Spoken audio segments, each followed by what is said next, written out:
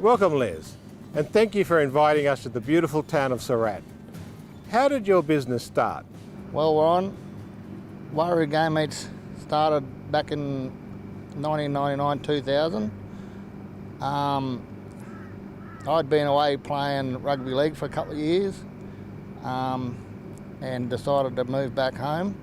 The kangaroo industry, Warren, has been in our blood basically since I was born, and my father was one of the biggest kangaroo skin buyers in Australia in the mid-80s, and he bought a lot of kangaroo skins. So Mum and Dad built that business up to a stage when he tragically passed away, and then Mum kept the business going for a while, but it was very male orientated and very hard for her to keep going. So we eventually, I was too young at the time, and it just got too much for Mum, and we sort of give it away there for a bit. And then, back in 2000, that's when we made the decision to come back into it and start to build again. We decided to start our own pet food business with meat, which we'd never ventured into that before. It was always skins, which we did, and so we did that. We started that, and then we went. We built a little Warroo works up in Alexander Street, and we worked out of that for a few years. And Leslie, my son, stayed and worked with me in this business from a young man, and we just got it up and running. And then when everything was sold and the estate was all sold up, we had to make a decision whether to sell the property or stay in town. So Leslie and I decided to live in town on the block we own, sell the property because everything was worth absolutely nothing. I think we were selling cattle for $90 a head in those days. So we thought if we could make a living out of the Warroo industry, that's where we'd stay, which we did. And we stayed there, and as we got going, everything started to change in the Warroo industry, in the pet food side of it. It all became human consumption after a few years. So that's kangaroo meat? Yeah, kangaroo kebabs, marinated. And these are sausages? Sausages that we made here. So this one's cracked pepper and Worcestershire sauce. And those ones here? And they're Vegemite and cheese. Vegemite and cheese? Can't get any more Australian than that. That's, mate, if I don't eat one of them, that's un-Australian straight away there. That has to take me citizenship off me. So I'll try some of them. That's great. Brilliant. I'll have a bit of a go at this. Yeah. Beautiful. That is fantastic. You can send a truckload down.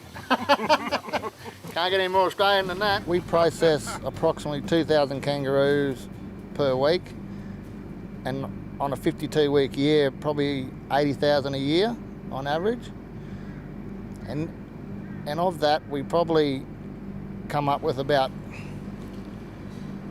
probably up to 35 to 40 tonne of kangaroo products per week that we ship out of Surat. So it's quite a substantial load out every week from here.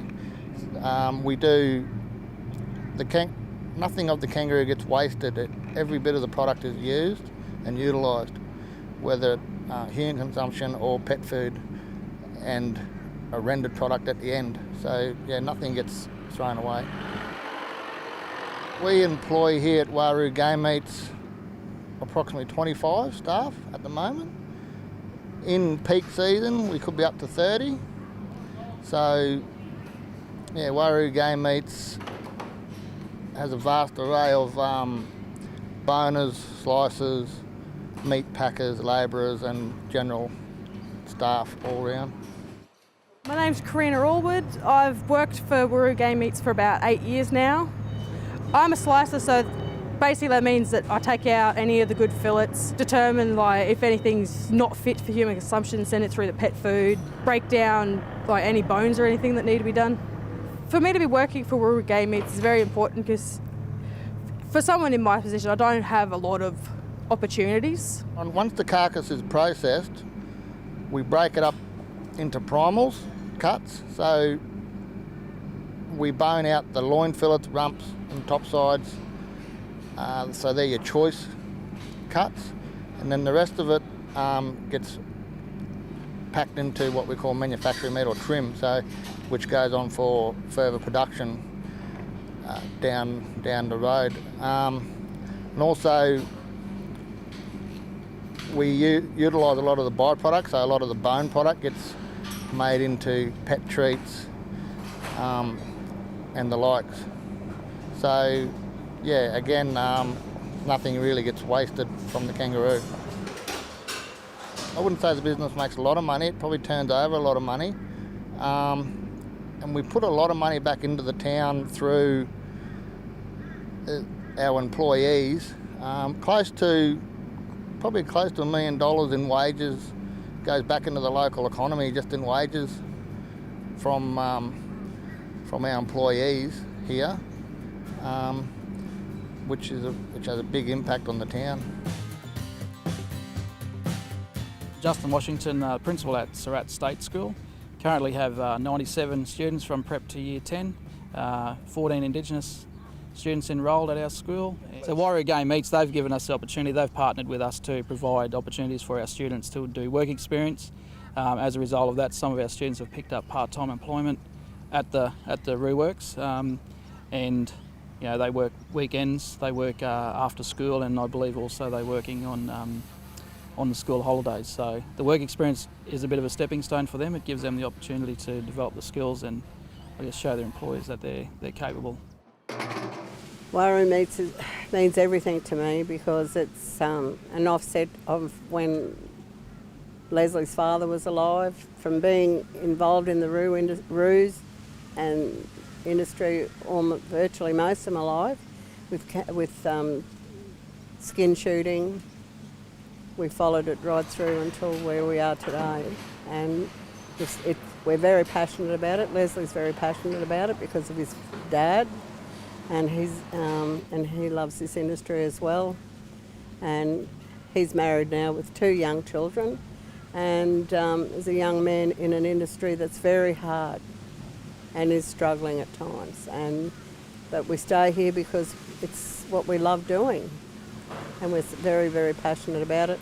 And we have got a very, very good product, which people that buy from us, buy our product, they know us now. We've been here for nearly 20 years. Oh look, I noticed on your packaging you also got Supply Nation certification, which means you're an Aboriginal company. Yeah. So that's great. That's awesome. Yeah. And you've got the Safe Food accreditation as well. Yep. And we also got our HACCP accreditation as well, which is above and beyond the general safe food standard. Yep. Yeah, so we've got another national standard that we get recognised by. Joe White, macropod harvester for Warroo Game Meats and other companies. Been harvesting roos now for about 5 years for myself. Shot kangaroos all my life pretty much with my old man, and yeah, the last 5 years I've been pretty consistent. I harvest about sort of on average 60 on a good night, so anywhere from sort of 30 to 70 depending on the weather.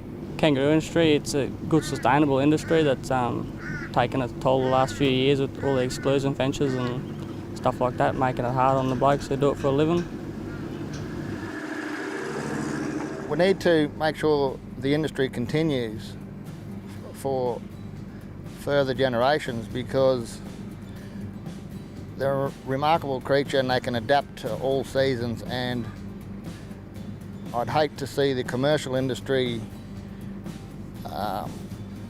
be shut down at some stage because the animal, the kangaroo, needs to be utilised because we don't want to see it wasted and destroyed in vain, so to speak.